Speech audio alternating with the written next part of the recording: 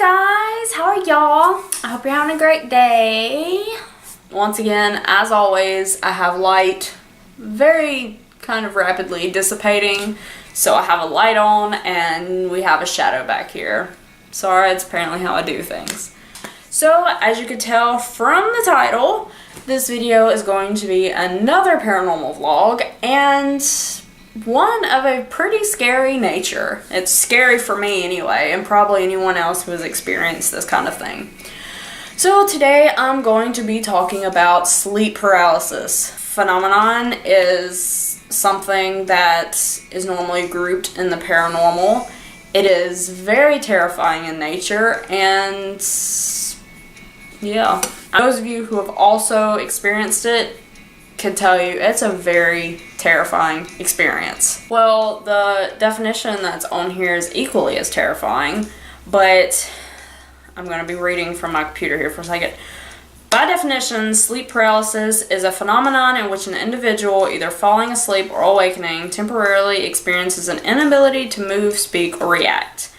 It is a transitional state between wakefulness and sleep, characterized by an inability to move muscles. Yeah.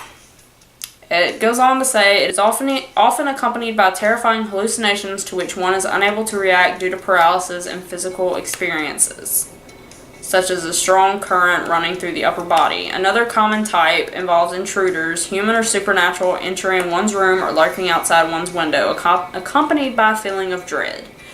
Now, I'm sure this could be like defined by more medical reasons like anxiety or loss of sleep or whatever it may be. But because of the, as it puts it, hallucinations about, often there are other people or something nearby in the room, whatever, it is often kind of lumped with paranormal, as paranormal is really an umbrella term for many different things. Now, I've had a couple experiences with this, and one being as recent as just the other night. My first experience with sleep paralysis was scary in that it was sleep paralysis. I didn't know what was going on, and I was waking up. I don't remember, excuse me, that always happens while I'm trying to vlog. I don't recall any bad dream happening during this.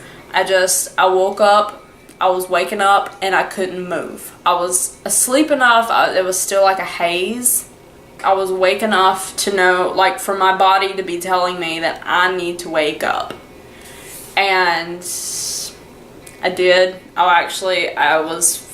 Once I became fully awake and I could move, I was freaking out, understandably so. I mean, if you've experienced this, you know it is terrifying, especially the first time when you don't know what's going on. After a little bit of research, actually the research was kind of after the second experience I had, but after a little bit of research, I found out there's a term for it. It's called sleep paralysis. A lot of people experience it, and it is terrifying. My second experience wasn't very long after it. I think it was only like a week or a couple weeks after the first experience, and it was more terrifying. This second experience, I talk about some in a dark spirits tag that should be before this video. I just got finished filming it. I mean, once you watch it, you can see I'm wearing the same thing. I look the same. I just got finished filming it. I'll tell the story a little bit again because you may not watch that video. You should, but you might not have. So anyway, in that particular experience, again, there was no dream that I can recall, but I wake up, I'm unable to move, and there are these two little twin girls, yes, you heard me right, two little girls, standing at the end of my bed watching me. If you want to see the more detailed version, go to that tag. I'm not going to go that deep into the details again because I did just tell it, but I will briefly explain. My room, it was the house I used to live at. My room was slightly illuminated. I always keep a TV on because I don't like the dark. Haha, funny, I know. I'm someone who's into paranormal and I don't like the dark. It happens. I have a TV on, so my room was slightly illuminated, but it was still dark. They were at the end of my bed, which was kind of in a corner, and they had dark hair. It was kind of pulled back at the top, and these white, kind of old-timey dresses on. They had like the collar and the lace, and I mean, they were they were more of a cream color than white. And I was awake enough, I mean, there was still that like sleep haze, but I was awake enough that my brain was telling me, you need to wake up. And like my brain was fighting myself awake at this point. And I mean, once I was actually awake and up, they were gone, luckily, or I would have had a complete freak out. I mean, I was scared anyway. I mean, I did freak out for a while. It took a while for me to go back to sleep. It still freaks me out when I think about this. Again, just like in the last video when I was talking about it, I'm getting chills talking about it because it really scared me. I mean, I've never experienced something like that before, and to wake up, whatever your definition of this is, to wake up and have these two little girls who, I mean, you just feel are there for malicious reasons. Now, the last experience, which is the most recent one, happening just a couple days ago, it is different than the others in that I do remember there being a dream along with this one. It was not a good dream.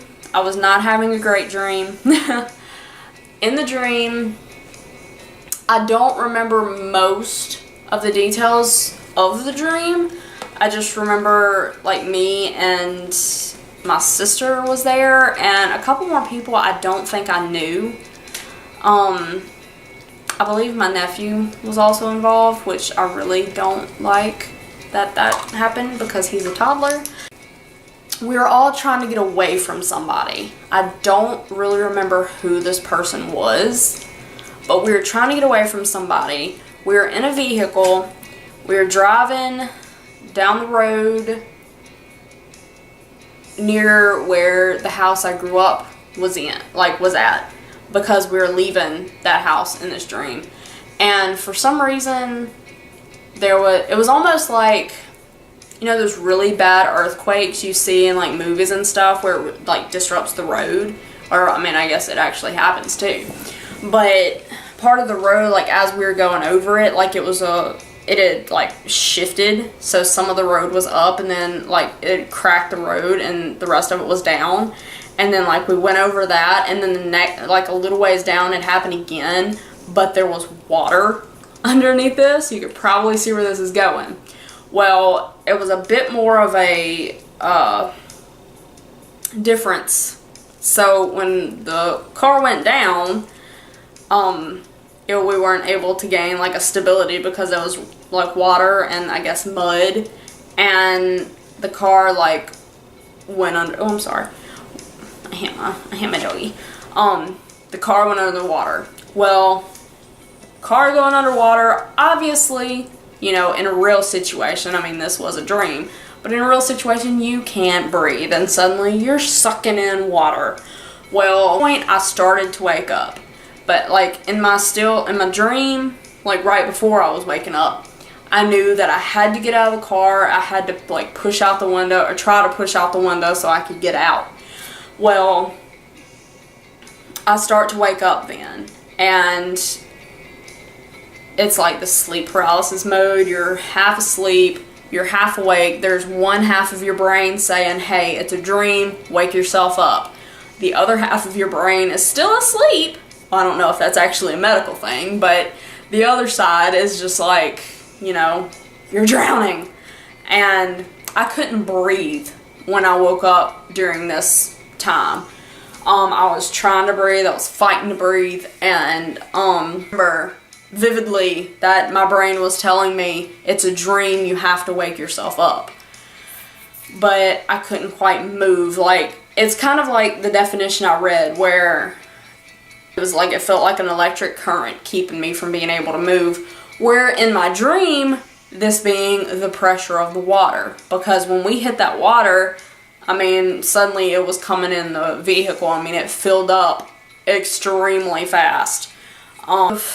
Kind of awake, but kind of not. Part of my mind was like, all right, you got to get out and try to save your nephew and everybody else in the vehicle if they're not out yet. Which, as you can tell, obviously was not fun. The reason why I don't like that my nephew was part of this, because I don't like to think about that kind of thing pertaining to him.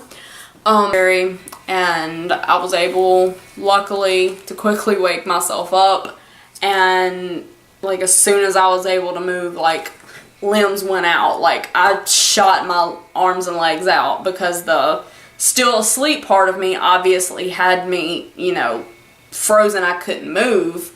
But as soon as like that part woke up, like I just shot out, because I was trying to move. I was really, like, I was trying to get up. And yeah, it's a really, really terrifying thing when you can't move and you know you should be able to, but you can't. So, if it has any basis in the paranormal, I don't know. I'm not anyone in a medical field who can tell you that. I'm not a hardcore paranormal researcher either, so I really couldn't tell you. But a lot of times it is kind of lumped together with paranormal because of the things you often experience. And what other kind of videos you want to see. If you have any interesting tags that have to do with paranormal, or even if they don't, let me know.